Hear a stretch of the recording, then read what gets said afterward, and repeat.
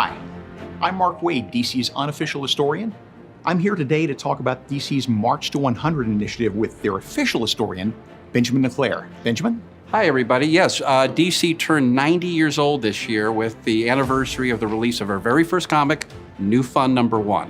So on this March to 100, we're going to be celebrating every decade of DC history, and we're going to start really with our most important decade where we created superheroes and the golden age of comics.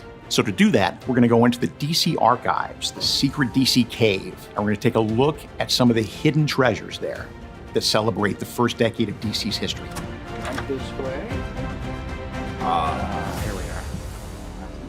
It's like my home away from home. I think this was your home at one point. It was my home at one point. I was the librarian here in the late 80s. Just the smell, The smell of the wood pulp paper. There's something about it, yeah. So the backbone of the DC Comics library are still these. These bound editions carry everything from 1935 all the way to present day, right? And what's great about that is that the old masters and the new masters are side by side. So your work is here with Jerry Siegel. They're all there as part of a continuous story and lineage. That's just it. The whole lineage of DC Comics is in this room. Since we're going to New York Comic Con again as DC for the first time in several years, yes. I think everyone in Gotham City should be really proud to see a copy of the very first son of Gotham. That is amazing. Detective Comics number 27, the very first appearance of Batman, and a 6-page story called The Case of the Chemical Syndicate. Here's an early thing where Superman, the power and iconography is used for charitable purposes. There was a fire, I believe, in the Cleveland Hospital, is that right? Yep. And then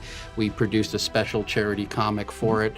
The character Superman is so important that he transcends fiction. This is the first appearance of the Cheetah, who is by far the predominant Wonder Woman villain, her arch nemesis. And this is from 1943? That's correct. These characters continue to thrive 90 years later, and that really speaks to the power of these early Golden Age DC characters. Not only do superheroes exist because of what DC did, they continue to exist because DC never stopped publishing superheroes. That's right. Talk about this for a sec. Okay.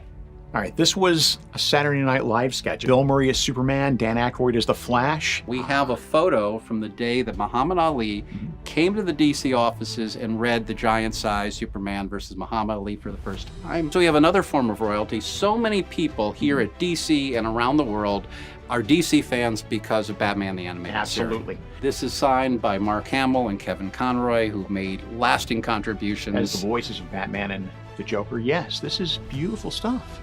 Let's talk about this. Oh, sure. My favorite image of Superman. The pictures I saw from the Golden Age, he is sitting there in this painting looking over Saul Harrison and Jerry John Adler, Donenfeld, the entire DC crew of the 1940s. They're pictures of the DC editorial group and the publishing group of the 1940s with the original painting. My predecessor brought it in. It was the very first thing he put up in the library in Burbank. When we moved here, I hand-delivered it and made sure it was the very first thing we put up here. That's good.